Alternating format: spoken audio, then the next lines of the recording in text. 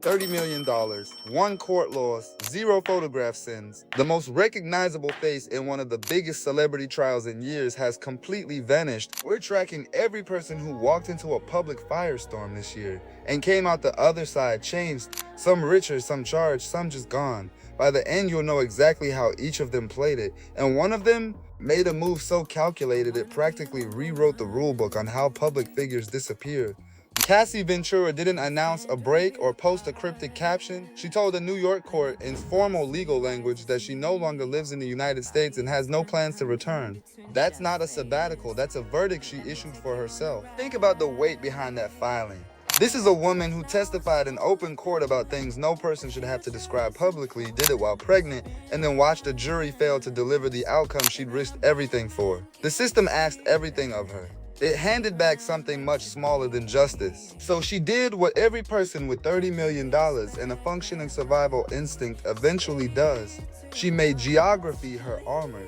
No farewell post, no airport paparazzi shot, just a court document and a life that resumes somewhere far from the cameras that once defined her.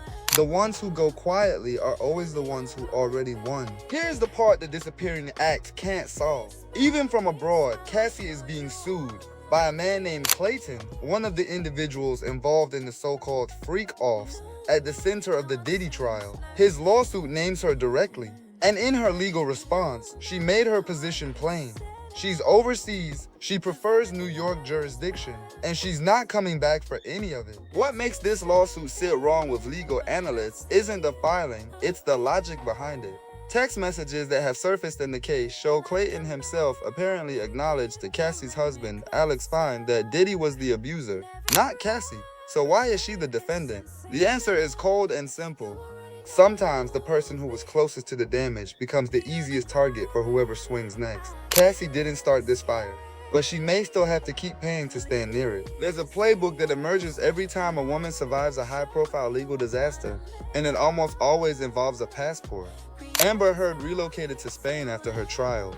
The geography wasn't random, it was deliberate.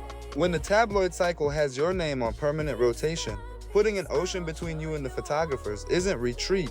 It's the only rational move on the board. What separates Cassie from that comparison is scale and silence.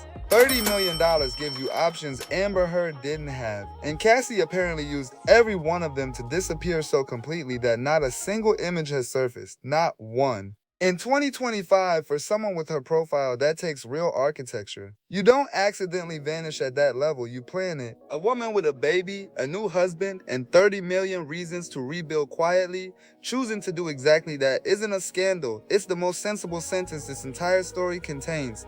The people who vanish without a trace usually had the best reasons to leave in the first place. Sometimes a politician does something so precisely calibrated to backfire that you have to wonder if they tested it first. Tennessee Representative Andy Ogles posted during Pride Month that homosexuality has no place in America. 3 words too many. The response didn't come from Democrats organizing a press conference. It came from inside his own party, hard, fast, and with no diplomatic cushion whatsoever. Republican Congressman Mike Lawler of New York went on camera unprompted and called Ogles an idiot. He said gay and lesbian Americans are every bit as deserving of citizenship as anyone else. That's a Republican congressman saying it publicly, voluntarily, with his name attached. For a party that has spent years managing internal tension on social issues, this wasn't a careful rebuttal, it was a detonation from the inside. One tweet produced a floor collapse nobody inside the building saw coming. When the heat became unsustainable, and it became unsustainable quickly, Ogles did what cornered politicians have done since the invention of the press release. He blamed a staffer.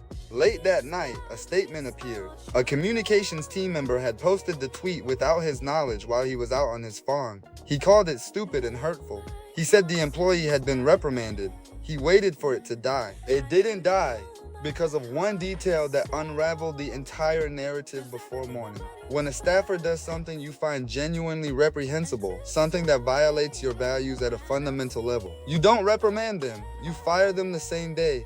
No extended discipline process, no quiet internal correction, immediate termination. The fact that Ogles chose a reprimand over a pink slip said more about his actual position than the original tweet ever could. Blaming the comms team is Washington's version of a hostage note. Everybody knows who wrote it, The story didn't die overnight because stories like this never do when the response is more revealing than the original offense. You don't contain a fire by pointing at the match. If you're still watching, you already know this isn't about gossip. It's about how power actually moves, who it protects, who it abandons, and who rewrites the rules quietly enough that nobody notices until it's already done. Subscribe and hit the notification bell right now because every story in this video is still developing. We track every turn as it lands, so you don't have to find out you missed it later. There's a specific kind of power move that only looks like a personal decision. Taylor Swift is getting married, and the guest list is doing something no interview, no album, and no statement ever managed to do. It's rewriting the official story of who Taylor Swift actually is now. The biggest tell isn't the names on the list. It's the one name everyone assumed was permanently off it. Karlie Kloss is reportedly invited, and she's going. To understand why that lands like a small earthquake, you have to remember why the friendship collapsed in the first place. Karlie married into the Kushner family and kept ties with Scooter Braun, the executive Taylor had declared open war on. For someone as politically precise as Taylor Swift, those weren't minor friction points. They were surgical removal criteria. That friendship didn't fade, it was ended on purpose. Something changed, and the change has Travis Kelce's fingerprints all over it. Not because he told her who to forgive, but because marrying into NFL culture forced Taylor to coexist with people she'd never have chosen independently. She didn't cut them off, she adapted. That's not softness. That's someone quietly updating the algorithm. Not every name got the Karlie treatment. For every reunion on Taylor's guest list, there's a conspicuous absence that tells the other half of the story. Miles Teller and his wife, once genuinely close to Taylor, reportedly won't be there. Blake Lively and Ryan Reynolds, once among her most visible celebrity friendships, are believed to be on the outs as well, following a falling out with documented public dimensions. Here's what's actually interesting about the pattern when you map it. The people being cut appear tied to specific incidents, documented conflicts with clear paper trails. The people being welcomed back, like Karlie, represent older wounds that time and a different Taylor have apparently decided are worth reopening carefully. She isn't becoming indiscriminate with forgiveness, she's becoming precise about where she applies it and to whom. That's a meaningful distinction. There's a version of personal growth that just means letting everything back in. This isn't that. This is a woman who learned the difference between someone who took a wrong turn and someone who burned the road. The wedding guest list is the most honest map of that education she's ever published. Here's the layer of this story nobody is saying loudly enough, because the awkwardness of what this reunion actually looks like in practice is genuinely something to sit with. Karlie Kloss is going to meet Travis Kelce for the first time at Taylor's wedding. Not at a low-key dinner, not at some neutral ground where the stakes are manageable. At the wedding itself, surrounded by every camera and every pair of eyes that attends an event of that magnitude. Two people who have never spoken, connected entirely by a friendship that was surgically ended and then quietly sutured back together, navigating small talk at one of the most watched celebrity events in recent memory. The moment someone catches them in frame together, that photo will be run through every possible interpretive filter. What did they say? Was it awkward? Did Travis know the history? There's something almost quietly brave about both women showing up to that anyway. Not everyone gets a second invitation, and most people who let a friendship collapse under political pressure don't get the chance to rebuild it in the most public room imaginable. They're both choosing the awkwardness over the alternative. That's worth something. When the universe hands you a complete legal pardon, a total reset, a blank slate where charges that had your name on them simply cease to exist, there is one correct response. You take it and you do absolutely nothing interesting for at least 18 months. Apparently, nobody told George Santos that. The former congressman removed from his seat for fraud and then handed a presidential pardon, allegedly looked at his clean slate and saw an investment opportunity, not stocks, not real estate, a prediction market bet on a public platform called Kalshi about whether he personally would attend the State of the Union. A question, and this is the part that almost breaks logic, that only he could answer with certainty. He posted publicly suggesting he'd be there. The odds moved accordingly. Then on the night of the address, he posted from what appeared to be an airport, watching on a terminal television, implying his plans had fallen through.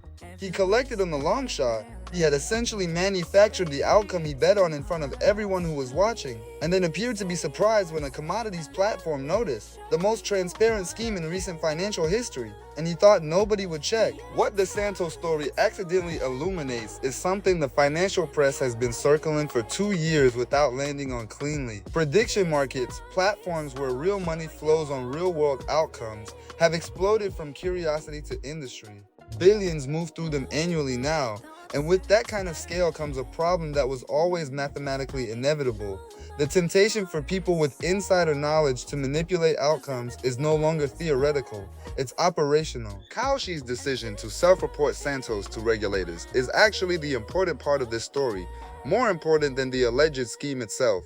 A major platform voluntarily surfacing its own manipulation problem to federal oversight is a signal. It means the platforms that want long-term survival understand that one high-profile scandal left unaddressed invites the kind of regulatory crackdown that reshapes the entire industry structure overnight. George Santos may have accidentally become the cautionary tale that forces prediction markets into the self-policing posture they need to survive federal scrutiny. Accidentally useful, which is arguably the most George Santos outcome the universe could have designed. The man has a gift for stumbling into consequences that outlast him. Subscribe and hit the notification bell now, because every story you just heard is still developing, and the next video picks up exactly where the quietest one left off. Not professional advice? Consult a qualified expert as needed.